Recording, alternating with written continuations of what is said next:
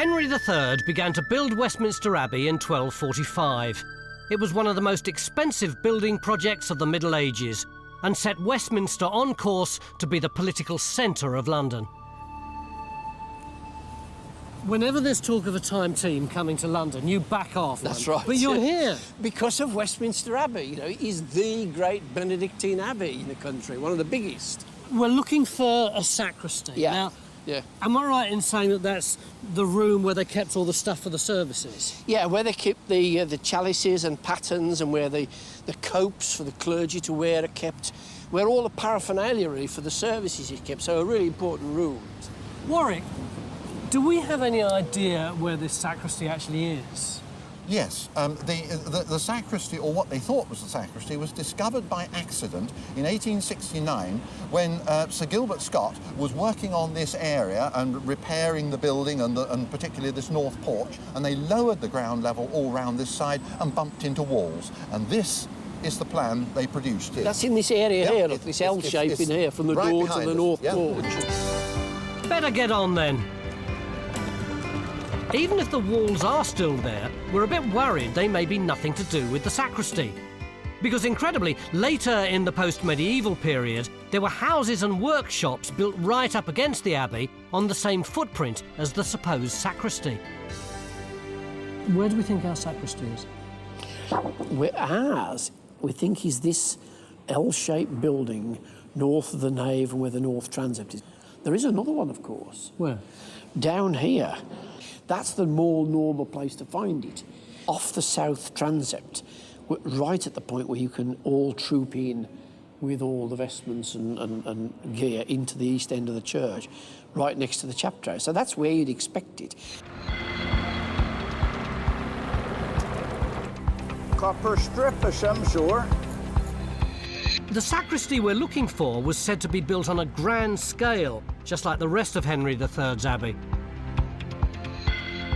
And our historian has discovered that his inspiration was partly this man, Edward the Confessor, the last great Saxon king, who had built an abbey here himself 200 years earlier. Henry is mad about him. He kind of dresses like Edward the Confessor. He has pictures of him in his bedchamber, and he calls his son Edward. Would you define the abbey as a shrine to Edward the Confessor? It is a shrine to Edward the Confessor, but it's more than that. It's a grand political statement of power. I mean, look at it. It's massive. So Westminster Abbey's role as a theatre for royal ceremonies would have made a huge sacristy an absolute necessity. It's good news in the trenches. Something been cut in there. Because it looks like the Victorians have left some walls for us to look at. What we got to do now is hope that we find the other edge of it on this side. When you look at the stonework, it looks very fresh. I can't really believe that it is the sacristy. No, it definitely isn't, not yet. But then you tell me it is not part of this much, much later cellar that we know appears on the plans. If you look at those plans, you can see the wall line coming out here.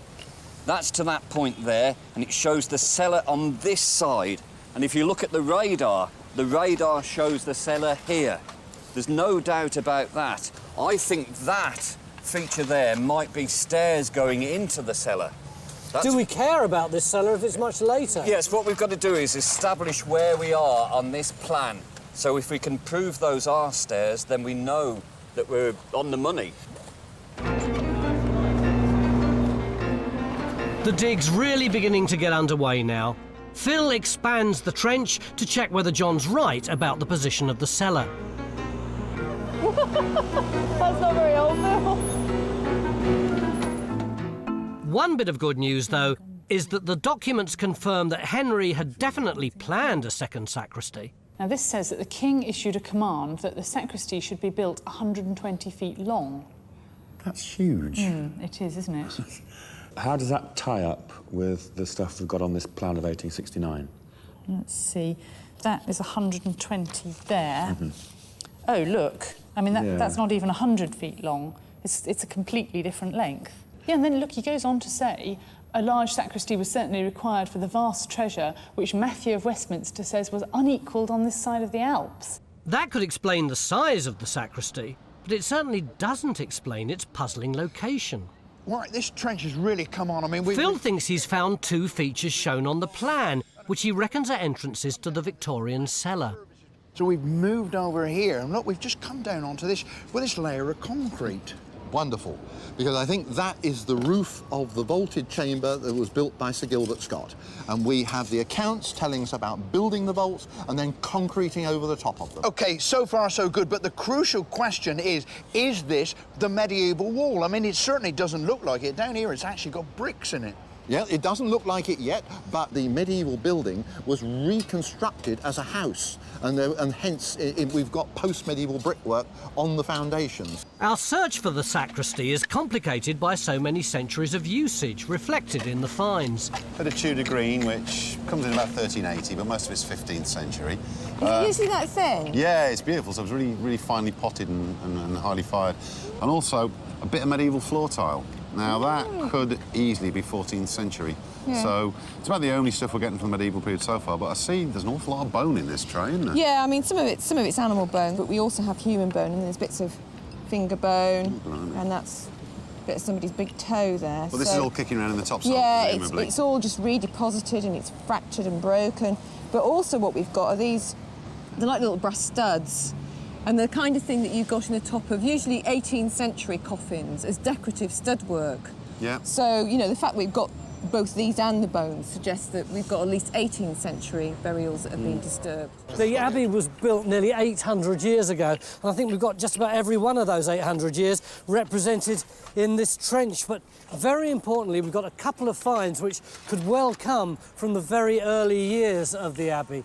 What are they, Paul? We've got a couple of bits of medieval pottery. It's Kingston ware, and it's absolutely what you'd expect to find in London between about 1230 and about 1260, 1270. This building was supposedly built in 1245, so this brackets it beautifully. Where did you find those? They came from right down there in the corner next to that wall. This is bang on the money, isn't it? It is. And if you don't think that's exciting, Phil, what have you got in your part of the trench? In here, Tony, we've got part of the original raft on which this beautiful abbey was constructed. And if these foundations are medieval, then you'll see as they come along, they turn around there. It looks like we could have our first medieval wall. So if we've got a medieval wall, have we got a medieval building? Much of what we've uncovered so far relates to post-medieval buildings which were built on top of the sacristy. We've now found medieval walls in all of our trenches, but we're lacking hard evidence of a sacristy. This is the place to view it from, isn't it? Yeah, you can actually see the wall of the sacristy from up here, can't you? Yeah, we've got a line of it in one trench over here, and in Fay Trench got the other bit. Yeah. In Fay's Trench, medieval, right? Yep. Which Yep. tallies Is with that bit there, yeah. Over there in Phil's Trench, that bit there. This is join the dots, isn't it? Yeah. Over there, we've got this Tracy's Trench bit here, there, yeah. in this little trench by the digger. That's where Archaeology that was, bit yeah. there. Yeah. Look, bish, bash, bosh, bash, job done. There's your sacristy. All that proves is that we've got medieval walls in those places. It doesn't demonstrate it's a sacristy. This looks to me much more like a corridor or a cloister. All right, but you tell me what piece of church architecture exists that is this funny little corridor which comes off at right angles outside of an abbey and disappears back in there again? A covered walkway is what it looks like. I know that's What's its function? I don't know. Beginning of day 3 here at Westminster Abbey, and completely by surprise, we seem to be uncovering the story of 3 churches on this site. We came here to find the lost sacristy of this man, Henry III, who built this marvellous abbey that's here today. But late yesterday afternoon, we unearthed a tile from the abbey belonging to this man, Henry's inspiration, Edward the Confessor, 200 years previously. And not only that, but we think we may have a row of burials from the very first church on this site, way back in Saxon times. And if we have, then we're sailing into completely uncharted archaeological waters. The theory rests on the orientation of these chalk-lined burials, which were discovered by Sir Gilbert Scott in the 1870s. Phil needs to find them to see if they were aligned to the earliest Saxon Westminster Abbey. One should never go anywhere without a compass. Yeah, they are a bit on the skew, aren't they? They are. That's due east that way. And Tracy has spotted something that might have been part of its fabric in the Victorian stairwell. That one there, the long one. Yeah. And you see the difference in the carving on that? This looks very much like Roman rustic stone carving. Oh, is that? Oh, that's carving, is it? Well, yes. You see all these medieval and post-medieval stones here, they've got dressing on them. You can see the stripes where it's carved into the surface here. They're dressing the stone for use. This one is completely different. Here, you've got this surround coming around here, but that's carved. The decoration, the pattern is in relief, so it stands out. Right, yeah, I can see that. But, I mean, there isn't really a major Roman site right near the Abbey, is there? Not right near the Abbey, no, but the theory is it could well have come from the earliest phase of Abbey building and then it's just been incorporated into walls much later on. It's a fab thing to find, though. That's really nice. This has definitely been disturbed by the Victorians. Has it? Yeah, this is all Victorian backfill that's in here. And this means that any finds from the grave might be misleading.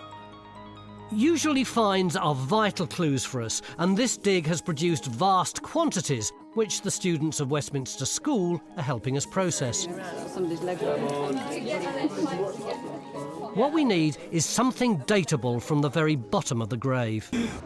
The good news is that now we can see the chalk-lined grave, it's clearly on a totally different alignment to the later burials. So this ought to be associated with an early Saxon church. Exactly. That would be incredible, wouldn't It would be fantastic. And in order to be able to work out the date of the building to which this grave relates, what we need to do is to take a small sample of bone from the leg and have that radiocarbon dated. What about pottery dating, though, Paul?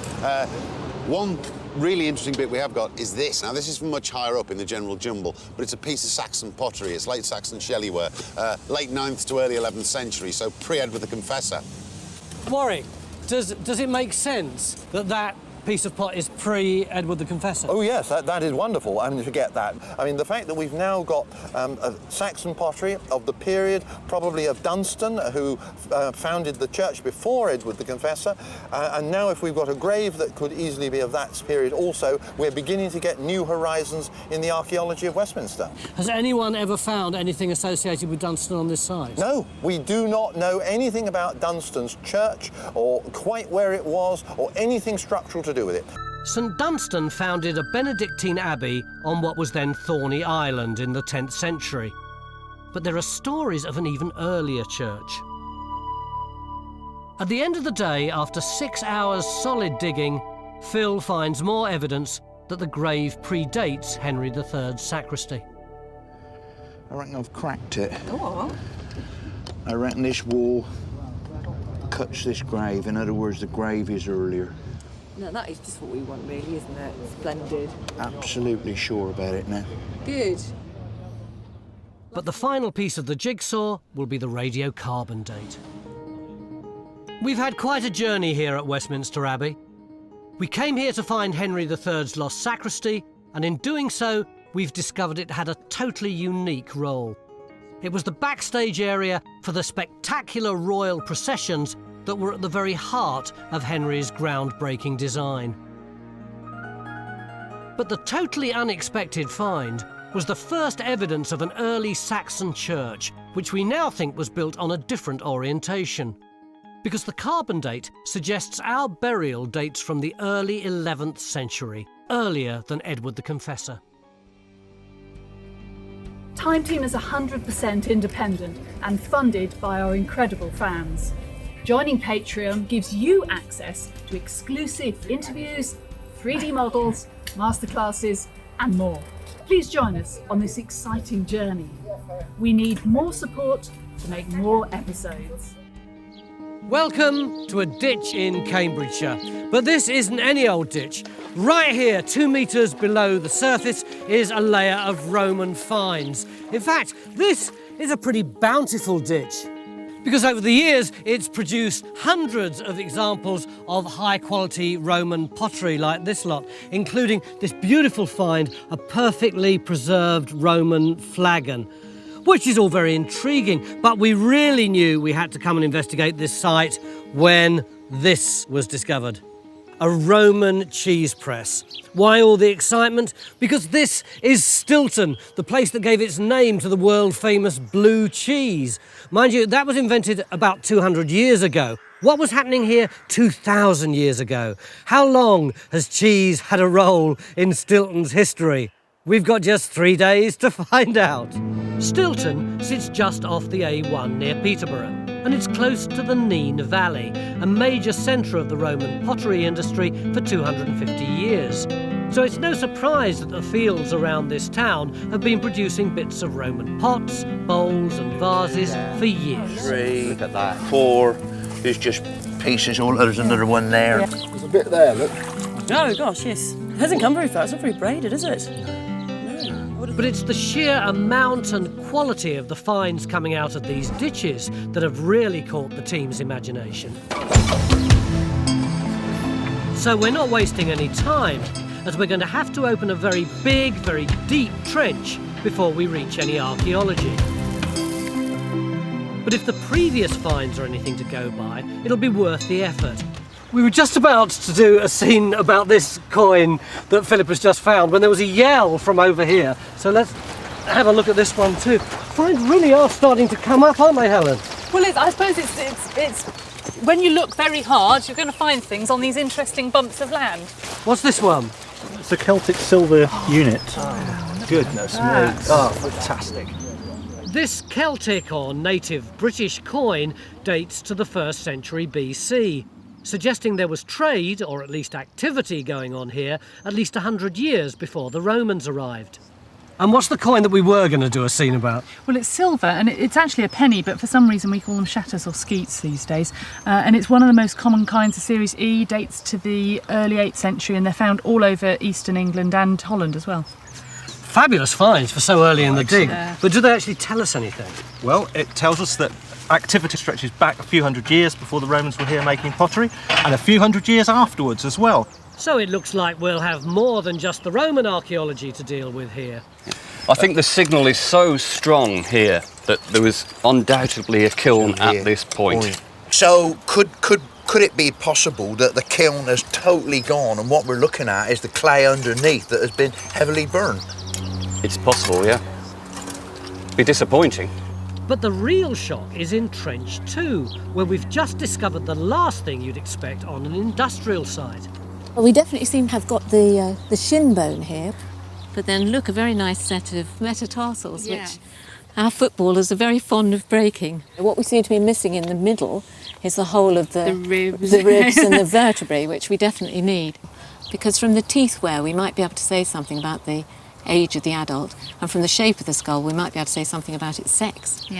In fact, we seem to have 2 burials, as Matt's just uncovered some more bones at the other end of Trench 2. This site just gets curiouser and curiouser, and we now have 2 very different investigations on this small hill. So as the delicate unpicking of the burials gets underway, the more physical industrial dig continues, with Phil and John opening a 3rd trench over another anomaly that John's also convinced is a kiln. Look at this burnt clay that's coming around there, and it comes around there, back along there. It's just completely, well, I want to say it's nearly circular. It's unusual, isn't it? Well, it is. Over on the other side, they're still digging through metres of dark, thick clay. But over here, just inches below the surface, we've already got a really good archaeological story, haven't we, Matt? Yep, you can see we've got the second body here. Head to the west there, feet to the east. It's very delicate, very thin bone, so I'm thinking it's probably quite a young child or something like that. We don't know the date of it yet, but it looks to me like it's cutting through these layers with all the pottery and bits of broken up kiln in it, so definitely post-Roman, post-kiln. So would your best guess be Anglo-Saxon? Could be, yeah. And the first body is over here. You've got the skull. Yeah, it's a bit of a jumble mess because we've had a bit of plough activity in this region. But, you know, we've got the lower jaw and look at its teeth, it's fantastic. Kerry! Come over here, mate. So what are you seeing on that level? What we've got is a much earlier Roman surface, well, at least 1.5 to 2 metres below. And it's absolutely stuffed full of pottery. Wow. And that's from one sweep of the bucket. And that hasn't been broken by the bucket? No, that's all breaks. You can see the dirt on the sides there. Francis, can you see it's got all this shelly stuff in it? Yeah, it used to add shell. It made the pottery dry better when they were making it. So what's your strategy going to be now? What I'm going to do is finish this and get up to the section there, then we'll clean it up and then we'll dig down into it. It's quite gracile, isn't it? It's not robust. And this part of the mandible, it's not, you know, really chunky. We've got no big kind of muscle attachments, have we? So if anything, that's looking more like a lady. But as we start to remove the skeletons from Trench 2, it becomes apparent that we haven't just got 2 burials, but the remains of up to 7 different individuals, including children and babies. I just wanted to show you this. So I heard you talking about the teeth. There, can you see? Oh, wow. The molar popping through. And so obviously it was a young child. I was wondering kind of how old that would be, at what age that? Yes, look at that. You look at that tooth there, it's very small, so you could almost say that is in its milk teeth still. I think that makes this as a pretty young... About 7? About 7, yes. It's now clear that this was a significant Saxon site. The task for us is to try and work out what was happening here 300 years after the Romans left. I do think we have finally got the full extent of it. I reckon you're right. Thankfully, the Roman element of this complex field is beginning to make more sense. In Trench 3, Phil now has something that's beginning to look remarkably kiln-like. And now that the burials have been removed, we can also confirm that Trench 2 contains a kiln, although it seems to be of a different construction to the one in Phil's trench. I think what you've got actually, Helen, is a stone-lined cut. In other words, it could be the actual chamber of a kiln. Oh. And this is like the stone lining for the cut. That's the kiln interior, and then you would have had the fire bricks or clay lining the inner face of that wall, forming the actual furnace chamber for the kiln. It's now almost the end of day 2, and it feels like we've got more to investigate than ever. And that doesn't even include the masses of newly uncovered archaeology in the ditch trench. Oh, crikey, look at that lot. You can see the amount of pot we've got crammed into the centre there. The other thing about it, not only is there a lot of pot, but you can see the dark colour of the soil. There's a lot of charcoal in there, and of course there's waterlogged wood in there. Not a lot, but it's there. I think that's quite incredible. I mean, it must mean there's a whole lot of stuff under this field, mustn't it? Extraordinary. And this is the trench that everyone's getting really excited about. Yesterday they were speculating that in it is a Neolithic causewayed enclosure, which is very, very rare. Francis has only ever discovered one in his life. Francis, now you've had a look at it, is this the second? Well, I'm very excited, Tony. First thing this morning, we found this superb Neolithic flint. It's beautifully sharp, and, you know, I'm very excited about it. Well, I was for about 10 minutes. And then we found this. And this is a piece of Anglo-Saxon pottery. That's just as exciting. Hang on, what are you saying? Are you saying it is a Neolithic ditch that's been reused in Anglo-Saxon times, or are you saying it's not Neolithic at all? I'm saying, if it was Neolithic and reused, I'd expect a great deal more flint than this. I'm afraid I think it's Anglo-Saxon, end of story. So why is that exciting? Well, because they don't turn up very often, and to actually have the ditch, we have post holes, we have burials, it all starts to look like an Anglo-Saxon settlement. That's tremendously exciting. This is Time Team. We find something we think it's very exciting, it turns out to be something else, it's even more exciting. Yeah, that's it. That's it. That's it. It's all right. Oh, look. Yeah, There's some pots in there. There's definitely pots hiding in there, yes. Other parts of our investigation here have been more straightforward. Thanks to some experimental archaeology, we've now established that the local clays around Stilton were perfect for the Roman pottery industry. So how do you feel that went as a firing then, Rick?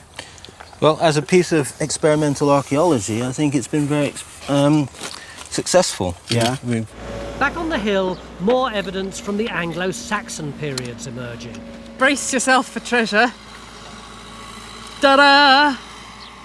Even I, as a Romanist, would recognise that as Yep. a significant object. Absolutely. It's not It may not be Saxon beautiful. pinhead. Yep, Middle Anglo-Saxon, 8th, 9th century. So Yeah. it fits in brilliantly with the shatter Doesn't it? and with the pottery that seems to be coming out Yeah. of the ditch, which is really tremendous. It's really That's exciting. superb. I mean, I know it's building castles in the air, but an Anglo-Saxon ditch, a Middle Anglo-Saxon ditch round an island, Yeah. is beginning to look like, oh, could be a monastery. There are now all sorts of theories running around the site that we may have discovered a significant centre of Anglo-Saxon religion. Oh my goodness, what's that? What is that? It's another wall. and it's butting against the wall of the kiln. Somebody's built a wall into the kiln. My goodness. Hermits were effectively the first monks, and if this is a Middle Saxon hermitage, we've found something incredibly rare, because most hermitages now lie under some of Britain's most impressive abbeys and cathedrals. We know that the way the early church was organised, that's what people did. They went and lived miles from anybody else, on retreat, we'd call it today, wouldn't we? Sort of, you know, in isolation. No, it is speculation, but it fits the archaeological evidence for that period. So, you know, I'm reasonably confident that's what we've got. If it is a hermitage, how important a site does it make it? Well, every so often we do a programme, and I think what we find, that'll go into the textbooks, because it's a good example of this or a better example of that. And I think this is one of those, you know. You've got an enclosure from the geophysics, you've got Saxon pottery, you've got burials, you've got post-hole buildings. That's the sort of thing that's going to get mentioned in any discussion about this period or this topic. So I think it's one of those. In so many other places, this would have evolved into one of the great Saxon and medieval abbeys and monasteries of Britain. For some unknown reason, that didn't happen here, and as a result, we've uncovered the rarest of archaeological finds, a hermitage. And this site still offers more.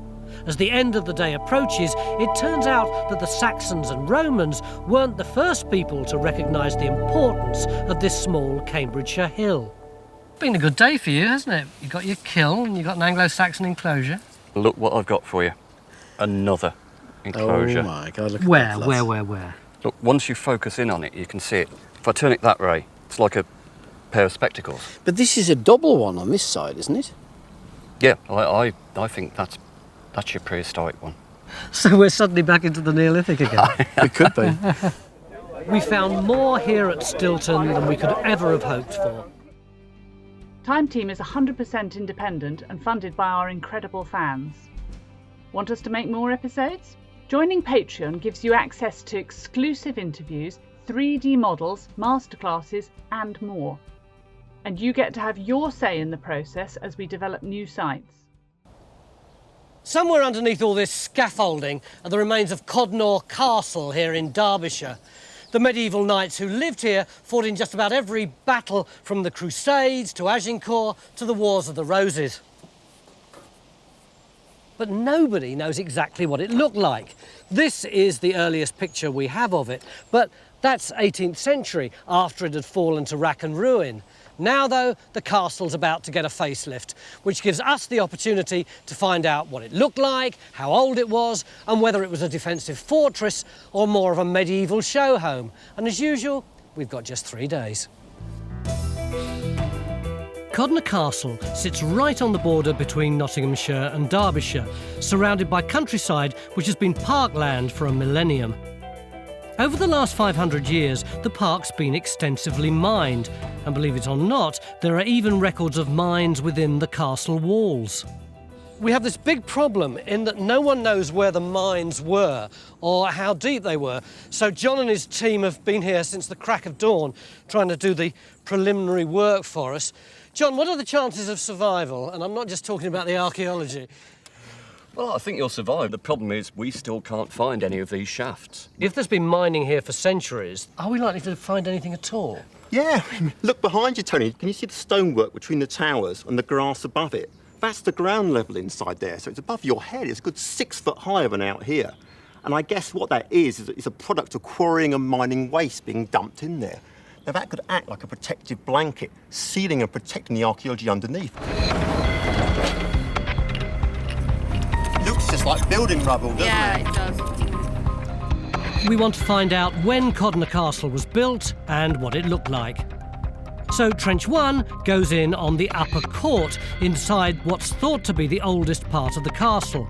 And 6 foot below, in the lower court, we're sinking 2 more trenches, just outside the old castle walls. The north gable end of the chamber block. Yep.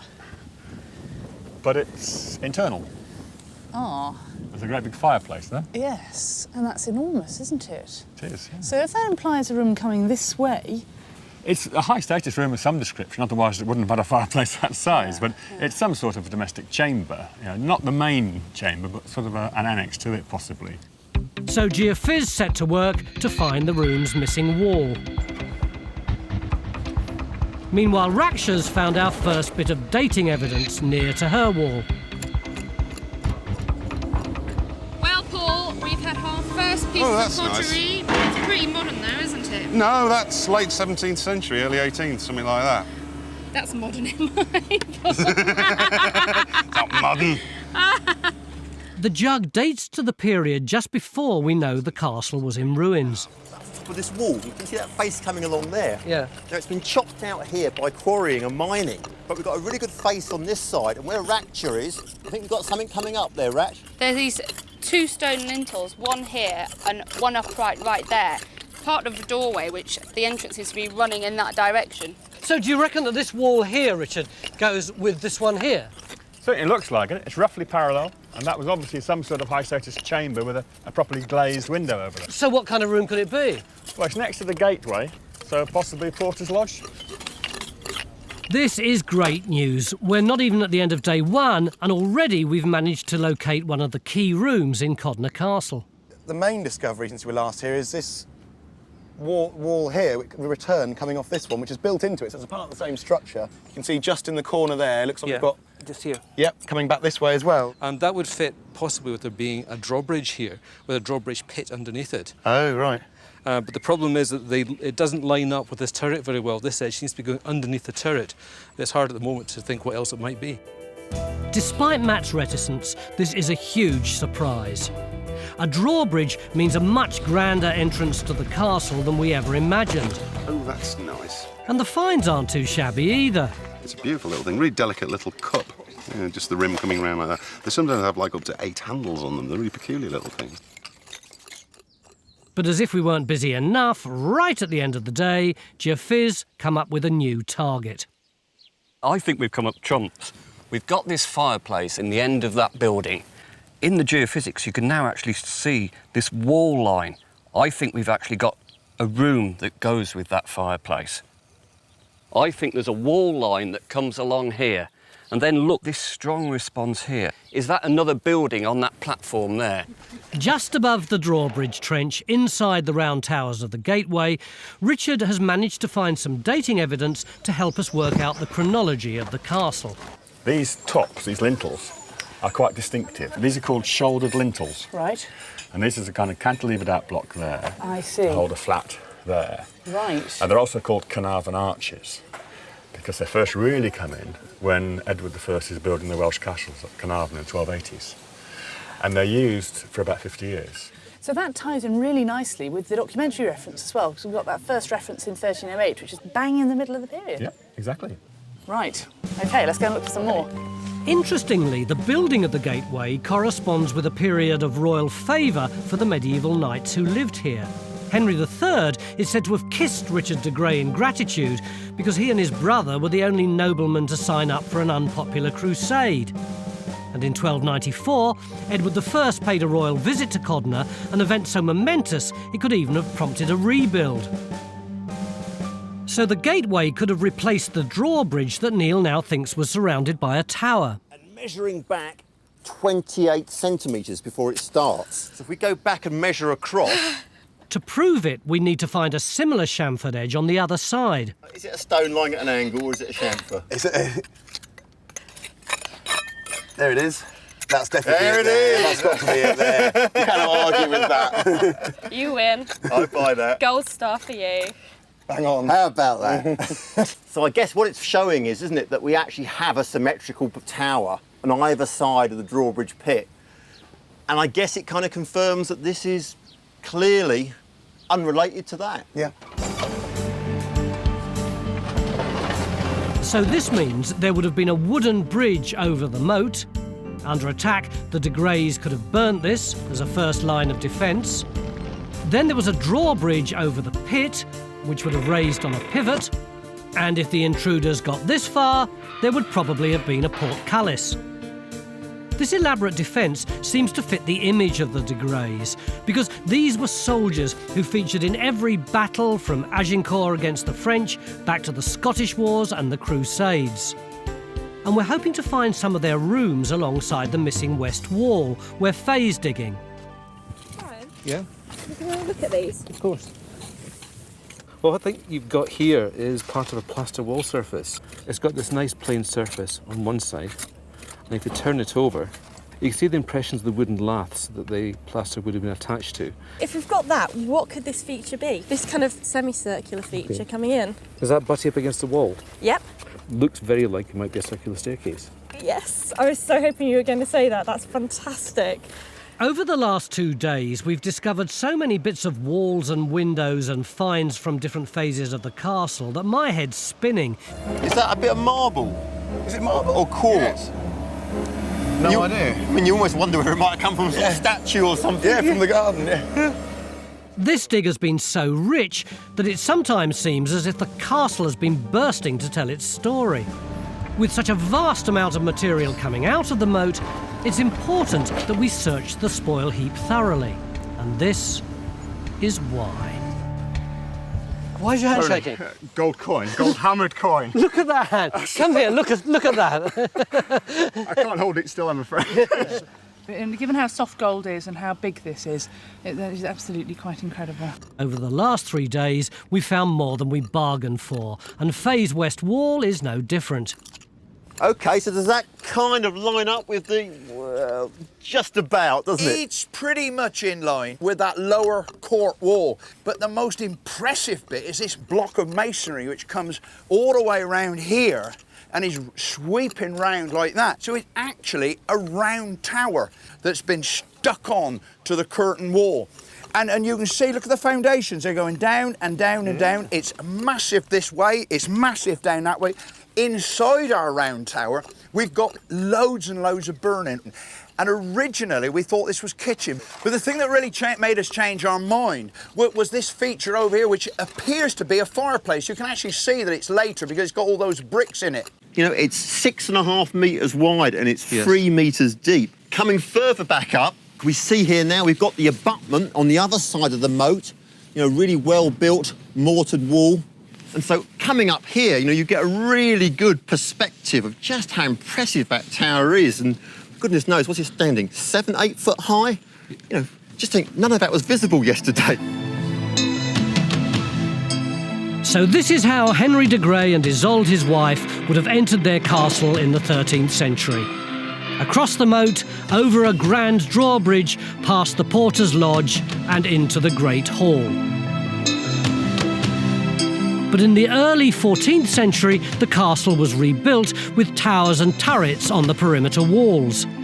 In the 15th century, they extended into the lower court. But it was the Zouches in the 16th century whose extravagant plans bankrupted the estate and left the castle a ruin. Hello, my name's John Gator. Time Team is fan-funded by Patreon. This vital support helps us to make new episodes. Joining Patreon gives you access to exclusive interviews, 3D models and masterclasses, plus lots more.